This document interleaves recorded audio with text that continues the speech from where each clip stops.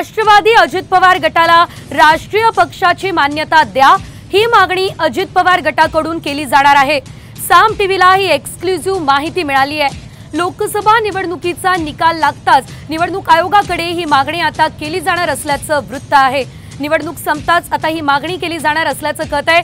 तर एनसीपीला राष्ट्रीय दर्जा मिळणार का याकडे आता सर्वांचं लक्ष लागलेलं आहे। तर राष्ट्रवादी अजित पवार गटाला राष्ट्रीय पक्षाची मान्यता द्या, ही मागणी अजित पवार गटाकडून केली जाणार आहे।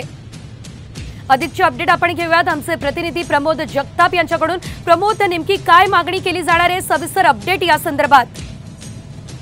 आपण जर बघितलं प्रामुख्याने तर अशा पद्धतीचा जेव्हा राष्ट्रवादी काँग्रेस पक्ष एकत्र होता तेव्हा मागच्या वर्षी या पक्षाची मान्यता काढून घेतली गेली होती।